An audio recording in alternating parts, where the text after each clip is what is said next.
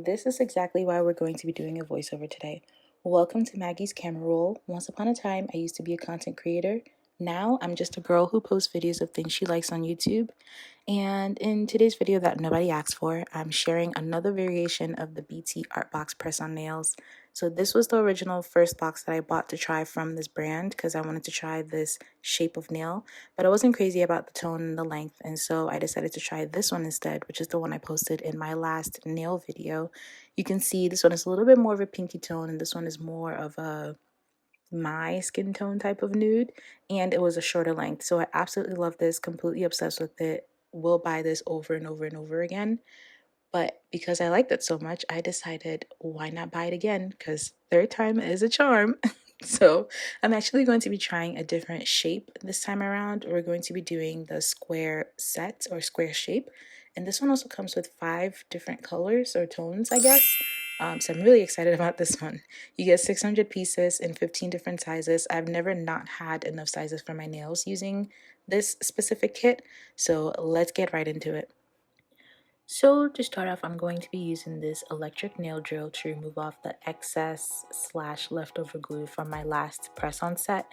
And then I'm also going to be cleaning up the cuticles a little bit with this. I just really love using this because it cuts my filing time practically in half. I've had this for I don't even know how long, but I see that they still have the exact same one on Amazon, so I will absolutely link it in the description box. Just FYI, it's more than likely going to be an affiliate link, just so you know when you shop with me, you're probably using an affiliate link. Moving on. So I use this to file the nails because it takes much less time and effort for me to get it all nice and clean, and I just really enjoy using it. So while we're doing this, let me tell you the wildest thing that happened to me day to day. So lately, Instagram has been recommending people that I used to know from quote unquote a past life, from like my high school, middle school, etc. And some people that I didn't really end on bad terms with, I kind of follow, touch base, see how they're doing, what's going on with life, yada yada yada, right? Okay, right here, I know it looks aggressive. I promise I am not pushing that hard on my cuticles. It just looks that way and I don't know why, but no cuticles were harmed in the making of this video. Everyone is fine and intact. We're also trying to shave off leftover glue, like I said. Moving on. So Instagram has been recommending that I check out these people or whatever. So every now and then I'll scroll through and I'll see someone that I used to be friends with, and I'm like, hey, I wonder how they're doing. Follow, right? So for some odd reason, this person pops up on my social media, and I'm like, I don't know why they're popping up now, because everyone that I would have been associated with him with, I'm already friends with. Oh, maybe that's why I popped up. Anyway, long story short, this guy used to torment me in middle school, and I have absolutely no idea why. I never did anything to this guy. I couldn't even say that we were friends. We weren't even in the same social circle. We were like 2 ships passing in the night, and it just did not make any sense to me why every time he saw me, he decided he wanted to make my life hell. So what am I doing here? Oh, right. Okay, so we're done doing all the cleaning. We're going to be wiping off with the rubbing alcohol. I thought it was 99%, but it's 91%. Point is, rubbing alcohol gets all the excess dust and possible skin oils off the nails to make for better adhesion when we're applying the glue for the next set. So this guy used to torment me. He called me all types of names. I think he might have been the first person that told me to go back to my country and called me the oh gosh, I hope this doesn't trigger anyone, but the African booty scratcher. Yeah, he was the one. He was the one that said it to me. And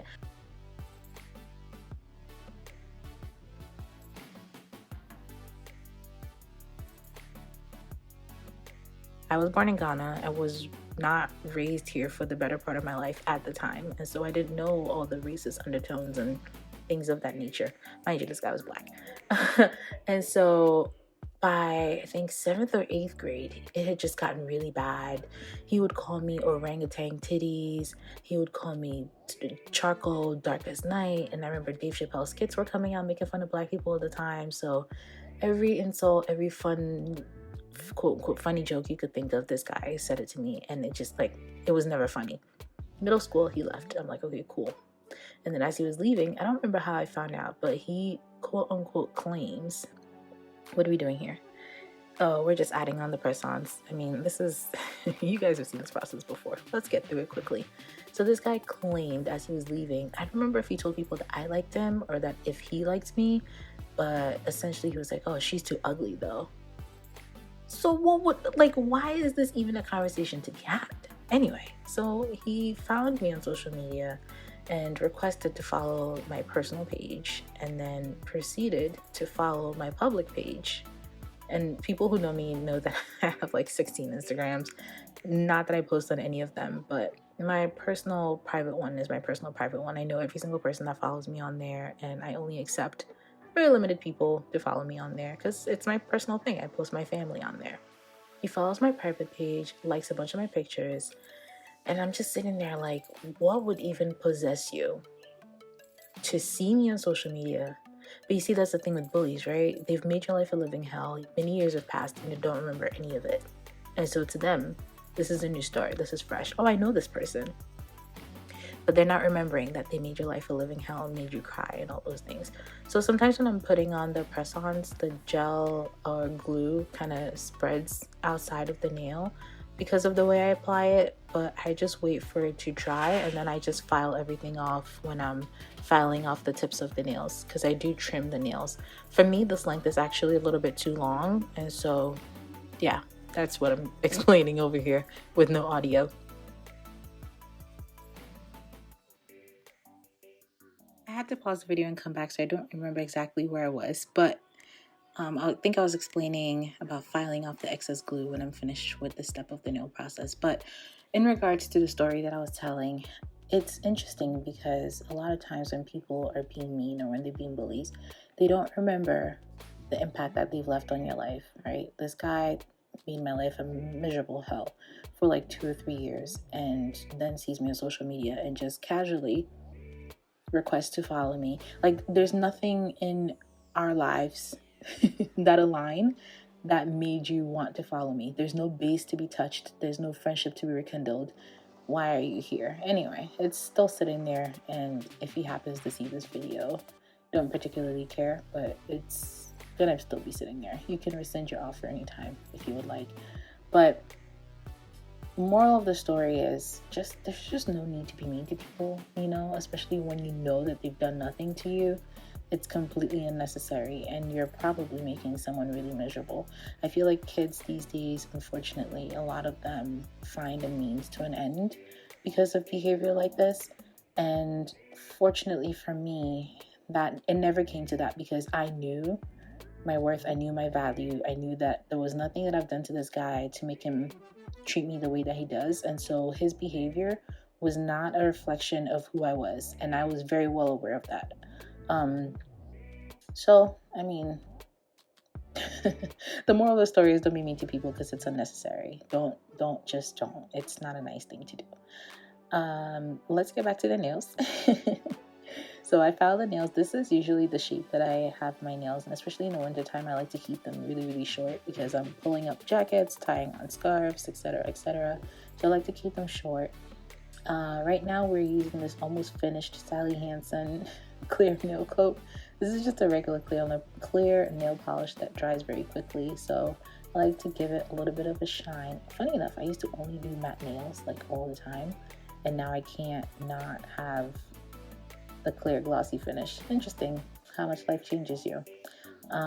Wow, did we have a full circle moment?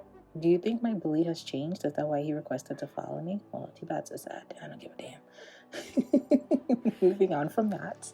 Adding the shiny top coat to make sure that all bases are covered. I am painfully aware of the lack there of polish that is in this bottle. I promise next time I do a nail video, I will come back with a new bottle of clear coat so we don't look crazy over here. But where was I? Yeah, I like to put the top coat so that I have a nice polished finished look.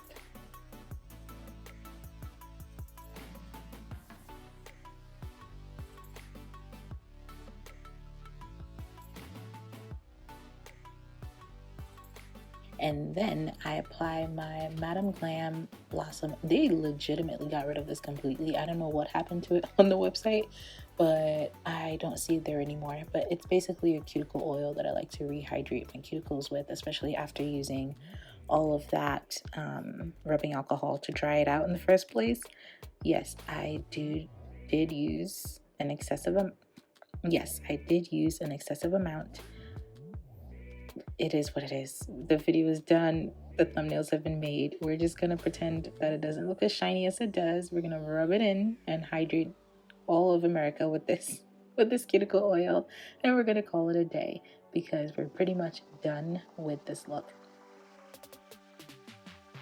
So these are my basic AF nails that I'm doing with BTArtbox. These are, again, I think it's the extra short square nails. Thank you for watching and listening to me yapping, and I hope to see you in my next video. Bye, friends.